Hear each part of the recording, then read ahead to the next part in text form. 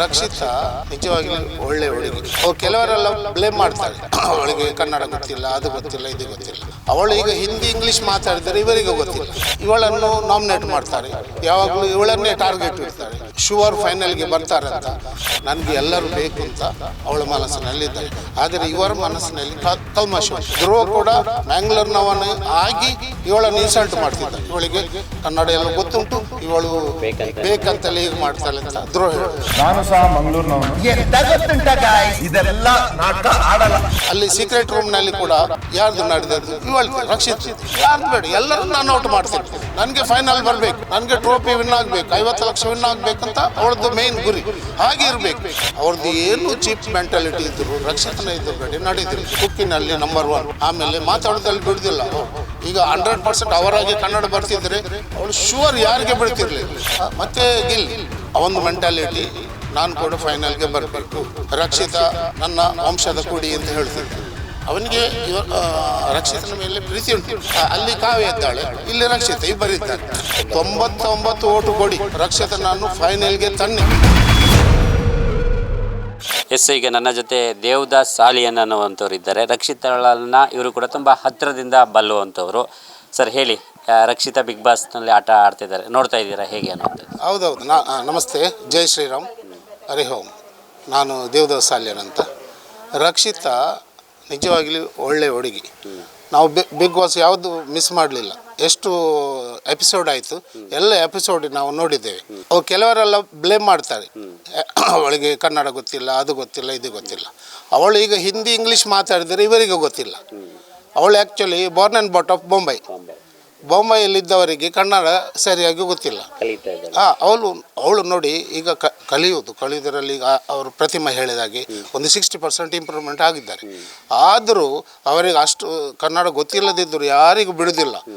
ಯಾವುದು ಟಾಸ್ಕ್ ಇರಲಿ, ಅಡುಗೆ ಇರಲಿ, ಯಾವ ಒಂದು ಕೆಲಸ ಇದ್ದರೂ ಅವಳು ಯಾರಿಗೂ ಬಿಡುವುದಿಲ್ಲ, ಒಳ್ಳೇದು ಮಾಡುತ್ತಾಳೆ. ಕುಕ್ಕಿನಲ್ಲಿ ಕೂಡ ಅವಳಿಗೆ ನೋಡಿ ಬೆಸ್ಟ್ ಅವಾರ್ಡ್ ಕೂಡ ಸಿಕ್ಕಿದೆ, ಬೆಸ್ಟ್ ವರ್ಕರ್. ಇಷ್ಟವರೆಗೆ ಕ್ಯಾಪ್ಟನ್ ಸಿಗಲಿಲ್ಲ ಅಂದರೆ ಅದು ಅವರದ್ದೆಲ್ಲ ಮತಲಬಿ ದುನಿಯಾ ಅಂತ ಹೇಳ್ತಾರಲ್ಲ, ಮತಲಬಿ ದುನಿಯಾ.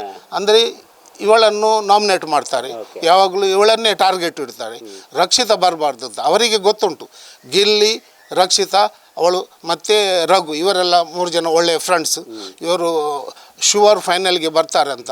ಅದಕ್ಕೋಸ್ಕರ ಇವರನ್ನು ಯಾವಾಗಲೂ ನಾಮಿನೇಟ್ ಮಾಡೋದು.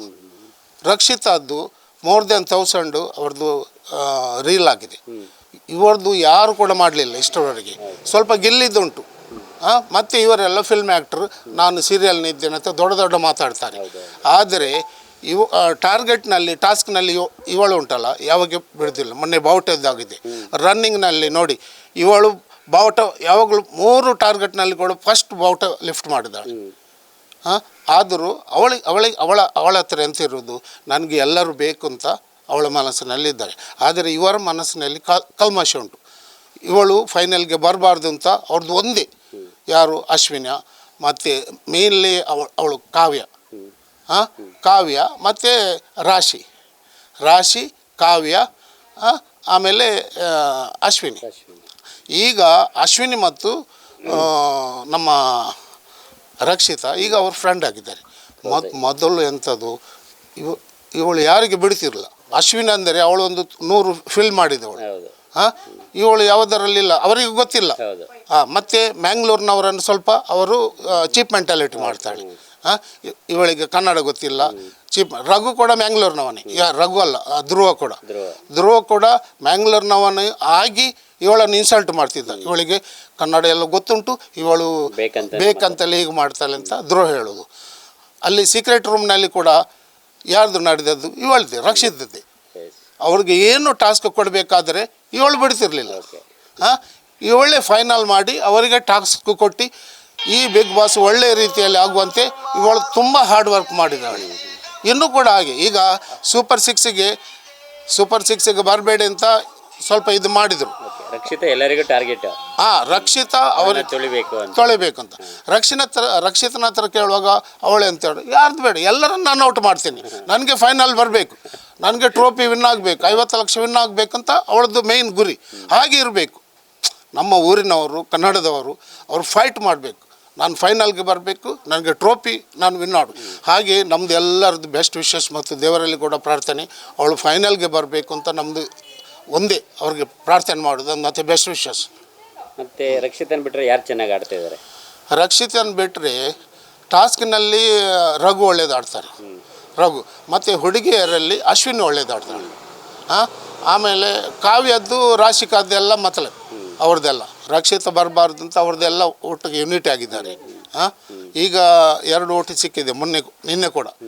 ನಿನ್ನೆ ಎಪಿಸೋಡ್ನಲ್ಲಿ ಯಾವುದು ಇದಕ್ಕೆ ಪ್ರಿಸನ್ಗೆ ಜೈಲಿಗೆ ಹಾಕುವಿಗೆ ಅವರೆಲ್ಲ ಒಟ್ಟಿಗಾಗಿ ರಕ್ಷಿತಗೆ 2 ಜನ ಕೊಟ್ಟಿದ್ದಾರೆ ಜೈಲಿಗೆ ಹೋಗ್ಬೇಕಂತ. ಮತ್ತು ಧ್ರುವಗೆ 3 ಸಿಕ್ಕಿತ್ತು. ಈಗ ಜೈಲು ಧ್ರುವ ಹೋಗಿದ್ದಾನೆ. ಅವರು ಪ್ಲ್ಯಾನ್ ಇತ್ತು ರಕ್ಷಿತನ್ನು ಜೈಲಿಗೆ ಹಾಕಬೇಕಂತ, ಒಮ್ಮೆ ಆದರೂ ಹಾಕಬೇಕಂತ. ಆದರೆ ಅವರಿಗೆ ಆಗಲಿಲ್ಲ. ಗಾಡ್ ಈಸ್ ಗ್ರೇಟ್ ಹೇಳ್ತಾರೆ, ದೇವರು ದೊಡ್ಡದು. ಹಾಗೆ ಅವ್ರದ್ದು ಏನು ಚೀಪ್ ಮೆಂಟಾಲಿಟಿ ಇದ್ದರು ರಕ್ಷಿತನ ಎದುರುಗಡೆ ನಡೆಯೋದಿಲ್ಲ. ಕುಕ್ಕಿನಲ್ಲಿ ನಂಬರ್ 1. ಆಮೇಲೆ ಮಾತಾಡೋದಲ್ಲಿ ಬಿಡೋದಿಲ್ಲ ಅವಳು. ಈಗ 100% ಅವರಾಗಿ ಕನ್ನಡ ಬರ್ತಿದ್ದರೆ ಅವಳು ಶೂರ್ ಯಾರಿಗೆ ಬಿಡ್ತಿರಲಿಲ್ಲ. ಇಷ್ಟೆಲ್ಲ ಇನ್ನೂ ಕೂಡ ಫೈಟ್ ಮಾಡಬೇಕು. ನಾನು ಹೇಳೋದು ಇನ್ನೂ ಕೂಡ ಫೈಟ್ ಮಾಡು, ಬಿಡಬೇಡ. ಟಾರ್ಗೆಟ್ ಏನಿದ್ರು ಒಳ್ಳೇದು ಮಾಡು. ಎಲ್ಲರ ಹತ್ರ ಒಳ್ಳೇದಿರು. ಅವರಿಗೆ ನಡೀತಾರೆ ಹಾಗೆ ಆ್ಯಕ್ಷನ್ ಟು ರಿಯಾಕ್ಷನ್. ಮತ್ತು ಗಿಲ್ಲಿ ಅಂದರೆ ಗಿಲ್ಲಿ ಒಂದು ಕಾಮಿಡಿ ಟೈಪ್. ಅವನು ಮೆಂಟಾಲಿಟಿ ನಾನು ಕೂಡ ಫೈನಲ್ಗೆ ಬರಬೇಕು, ರಕ್ಷಿತ ನನ್ನ ವಂಶದ ಕುಡಿ ಅಂತ ಹೇಳ್ತಿದ್ದ ಅಲ್ವಾ. ಆದರೆ ಅವನಿಗೆ ರಕ್ಷಿತನ ಮೇಲೆ ಪ್ರೀತಿ ಉಂಟು. ಆದರೂ ಅಲ್ಲಿ ಕಾವ್ಯ ಇದ್ದಾಳೆ, ಇಲ್ಲಿ ರಕ್ಷಿತ, ಇಬ್ಬರಿದ್ದಾರೆ. ಈಗ ಕಾವ್ಯನನ್ನು ಸ್ವಲ್ಪ ದೂರ ಮಾಡಿದ್ದಾಳೆ.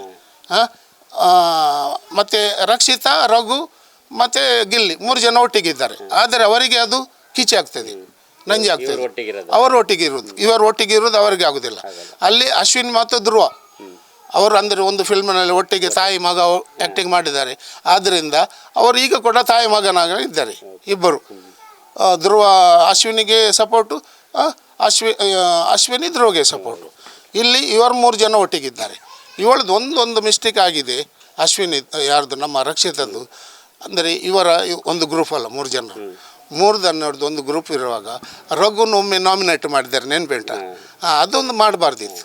ಇಷ್ಟು ಧ್ರುವ ಇದ್ದಾನೆ, ಅವನನ್ನು ಮಾಡು, ಅಶ್ವಿನಿಯನ್ನು ಮಾಡು. ರಘುವನ್ನು ಒಂದು ಮಾಡಬಾರ್ದಿತ್ತು. ಇವರೊಂದು ಗ್ರೂಪ್ ನಾಮಿನೇಟ್ ಮಾಡಿತ್ತು. ಅಂದರೆ ಈ ಬಾರಿ ಖಂಡಿತವಾಗಿಯೂ ರಕ್ಷಿತ ಗೆಲ್ತಿಲ್ಲ. ಶುವರ್. 99 ಓಟ್ಸ್ ಒಬ್ಬರಿಗೆ ಕೊಡಲಿಕ್ಕೆ ಉಂಟು. ಒಮ್ಮೆ ಅದು ಪ್ರೆಸ್ ಮಾಡಿಡಬೇಕು. ಒಂದು ಓಟು ಕೊಡುವಾಗ ಕೆಲವರಿಗೆ ಈಗ ಕೂಡ ಕನ್ಫ್ಯೂಷನ್ ಉಂಟು. ನಾನು ಎಲ್ಲರಿಗೆ ಹೇಳೋದು, ಒಂದು ಓಟಲ್ಲ ಕೊಡೋದು, 99 ಓಟ್ಸ್ ಕೊಡ್ಬೋದು. ಒಬ್ಬರು 99 ಈಗ ಯಾರು ನಾಮಿನೇಟ್ ಆಗಿದ್ದಾರೆ ಅವರಿಗೆ 99 ಓಟು ಕೊಡ್ಬೋದು. ಈಗ ನಾನು ಯಾವಾಗಲೂ ರಕ್ಷಿತ ನಾಮಿನೇಟ್ ಆವಾಗ 99 ಓಟು ಕೊಡ್ತಾ ಇದ್ದೇನೆ. ಒಂದು ಪ್ರೆಸ್ ಮಾಡಿದರೆ 99ವರೆಗೆ. ಹಾಗೆ ಕೆಲವರಿಗೆ ಕನ್ಫ್ಯೂಸ್ ಉಂಟು, ಒಂದೇ ಓಟು ಅಂತ ಎಣಿಸೋದು. ಅದೊಂದು ನೀವು ಯಾವುದು ಕನ್ಫ್ಯೂಸ್ ಉಂಟು ಅದು ಮರೆತುಬೇಡಿ. 99 ಓಟು ಕೊಡಿ. ರಕ್ಷಿತನನ್ನು ಫೈನಲ್ಗೆ ತನ್ನಿ. ಈಗ ಸೂಪರ್ 6 ನಡೆಯೋದು. ಸೂಪರ್ 6ಗೆ 2 ಜನ ಕ್ವಾಲಿಫೈ ಆಗಿದ್ದಾರೆ. ಈಗ 4 ಜನ ಬೇಕು. ಅದರಲ್ಲಿ ನಮ್ಮ ರಕ್ಷಿತ ಬೇಕು. ನಮಗೆ ಸೂಪರ್ 6 ಕ್ವಾಲಿಫೈ ಆಗಿ ಆಮೇಲೆ ಫಿನಾಲೆ. ಹಾಗೆ 99 ಓಟು ಕೊಡಿ ಎಲ್ಲರಿಗೆ. ನಾನು ವೀಕ್ಷಕ ಹೇಳೋದಂದರೆ, ವಿನಂತಿಸುವುದರೆಂದರೆ ಒಬ್ಬರು 99 ಓಟ್ಸ್ ಕೊಡ್ಬೋದು. ಹಾಗೆ ದಯಮಾಡಿ 99 ಓಟು ನಿಮ್ಮ ಅಮೂಲ್ಯವಾದ ಓಟನ್ನು ರಕ್ಷಿತಳಿಗೆ ಕೊಡಬೇಕು ಅಂತ ನಾನು ಎಲ್ಲರಲ್ಲಿ ಪ್ರಾರ್ಥಿಸೋದು. ಇಂತಹ ನೈಜ ಕುತೂಹಲ ಭರಿತ ಸುದ್ದಿಗಳು ನಿಮಗೆ ಸಿಗಬೇಕಂದ್ರೆ ರಾಜ್ಯದ ಪ್ರತಿಷ್ಠಿತ ಜನಪರ ಡಿಜಿಟಲ್ ಸುದ್ದಿ ಮಾಧ್ಯಮ ಪಬ್ಲಿಕ್ ಇಂಪ್ಯಾಕ್ಟ್ ಚಾನಲನ್ನು ಯೂಟ್ಯೂಬ್ನಲ್ಲಿ ಸಬ್ಸ್ಕ್ರೈಬ್ ಮಾಡ್ಕೊಳ್ಳಿ. ವಿಡಿಯೋ ಇಷ್ಟವಾದರೆ ಲೈಕ್ ಮಾಡಿ, ನಿಮ್ಮಿಷ್ಟದವರಿಗೆ ಶೇರ್ ಮಾಡಿ ನಮ್ಮನ್ನು ಪ್ರೋತ್ಸಾಹಿಸಿ. ಹಾಗೆಯೇ ಫೇಸ್ಬುಕ್ನಲ್ಲಿ ಪಬ್ಲಿಕ್ ಇಂಪ್ಯಾಕ್ಟ್ ಫಾಲೋ ಮಾಡೋದನ್ನು, ಇನ್ಸ್ಟಾದಲ್ಲಿ ಜೊತೆಯಾಗೋದನ್ನು ಮಿಸ್ ಮಾಡಬೇಡಿ. ಜಾಹೀರಾತು ಹಾಗೂ ಬಿಸ್ನೆಸ್ ಪ್ರಮೋಷನ್ಗಾಗಿ ಸಂಪರ್ಕಿಸಿ 9606037450 ಅಥವಾ 9353224116. ಇದು ಪಬ್ಲಿಕ್ ಇಂಪ್ಯಾಕ್ಟ್, ಜನಶಕ್ತಿಯೇ ನಿರ್ಣಾಯಕ.